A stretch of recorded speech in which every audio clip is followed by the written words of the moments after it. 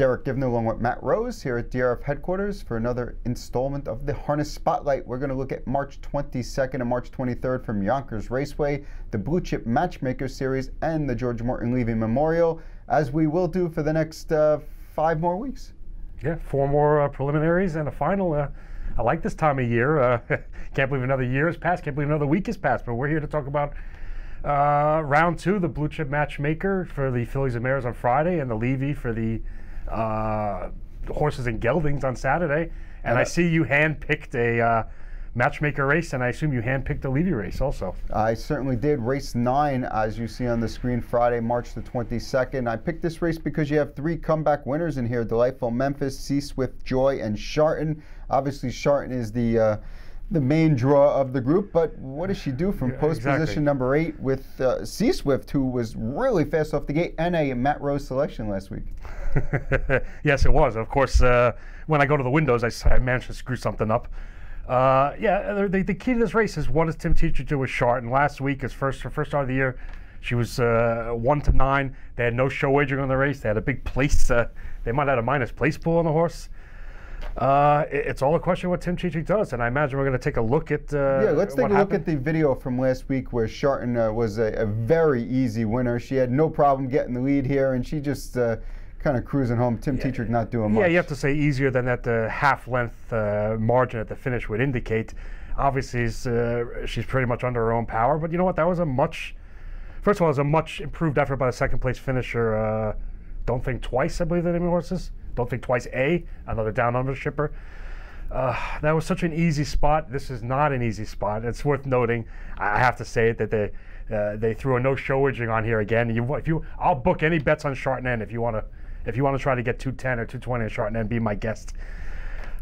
One of the other winners in the field was Delightful Memphis. Delightful Memphis last week, and we have video of that race too. And it was a really nice effort. I mean, she came uncovered, and she just kept motoring along, and obviously in another rainstorm here. Yeah, so the skies opened up around like the 3rd or 4th race of Yonkers last Friday. That's Jason Bartlett on the outside with number 4. Yeah, that's Delightful Memphis. Just keeps coming and coming and coming. He nails Better Joy, who had it all his own way in the front end. Set a pretty quick clip, but Delightful Memphis, that's the second start in 4 weeks where she's just grinding. You don't think she can get there, and she just takes over. I didn't think she got there last week. It was dead tight at the wire. Apparently, she got up by a nose, and it's just a solid effort. And you know what? The post edge here, obviously drawing the 2-hole, with the other main contenders feeling red hot from the 4-hole, a speedy type. Sea Swift Joy we mentioned, and Sharton with behind the 8-ball. Makes Delightful Memphis my selection, and I think a selection of a lot of other people.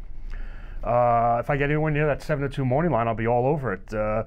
Listen, she's versatile. She can come uncovered. She can grind. She can quarter move. She can do whatever she needs to do. Just absolutely, just razor sharp. And with the post edge, she's hard to look past. I actually went a kind of a different way here, also against Sharton. I went once again with the same horse I went with last week, the 4, Feeling Red Hot. I kind of think that maybe George Brennan was a little surprised that Sea Swift Joy left as fast in a 26-4 opening quarter that she was able to put up.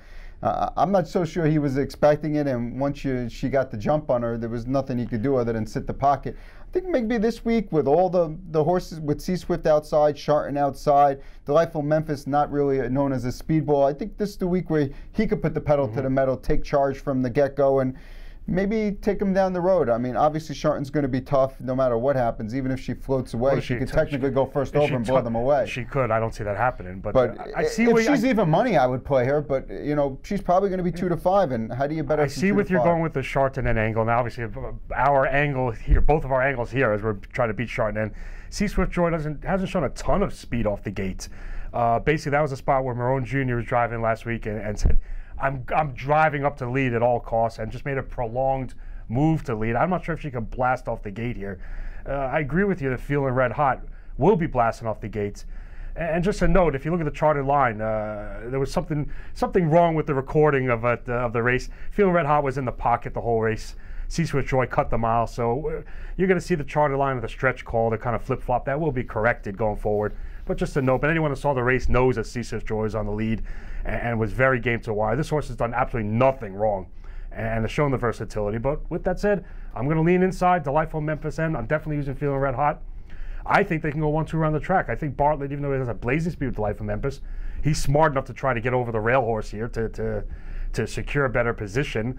And God, it's hard to look past her in this spot. It really is. No doubt about it. So race 9, Matt's going with the 2, Delightful Memphis End. For the repeat, I'm taking the 4, Feeling Red Hot, hoping to get over the top. And we're going to move on to Saturday's 5th race, George Morton Levy Series. This is the 2nd division, and even though it says 1st division up there, I guess I must have done something wrong. But second leg, 2nd division of the league. We have the morning line favorite here of number 5, Rodeo Rock, and Matt and I was discussing off screen that there's absolutely no way Bit of a Legend is not going to be the favorite. Yeah, you gotta believe Bit of Legend is not going to be 3rd choice in this race. Not taking anything away from Rodeo Rock, who has been great since returning from vacation and just stormed home off a bad cover. Came home 27-2 last week to win. More the better, your selection last week. Very game uncovered try. It kind of compromised the chances of my pick last week. That was Gokudo Hanover. But with all said and done, yeah, Bit of a Legend from the rail. I guess you could just draw a line through his 8-hole start last week, where he had a nice view of the racetrack and the surroundings, going around twice. Never improved position, never moved. I guess if you're watching on TV rather than live, you probably never saw him the whole race. Still home in 27, and obviously the key is moving back into the rail. And you know what?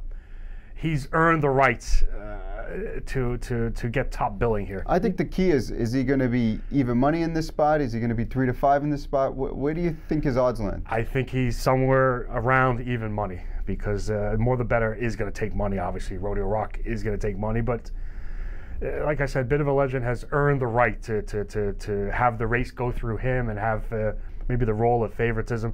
The only question is, I'm not sure what Stratton is going to do tactically here. What do you think he does? Does he just blast off on the rail? Do you think maybe he lets some speed settle? Maybe Gokudo Hanover leaves? I don't know if anyone else can leave. But is there really a ton of speed in here? Is Gokudo Hanover a lock to leave? Rodeo Rock's not going anywhere. I mean, more the better will push away, but I don't see. I think Bit of a Legend's got to put his nose down, but that leads me to where I want to go. Where you want to go? I'm going completely off the edge here with number 6, Mickey GN. Well, I was going to say, if you're selecting a horse other than the 4 we mentioned already, the only logical one you can look at is Mickey G. And I'm looking for, I don't know who's going to drive the horse yet. Jordan Stratton was listed. We're doing this before driver changes, but I'm looking for really a blast effort here. I was really impressed with that mile last week. First start since November. Came first over, was wide 2 turns in a 27 2/4.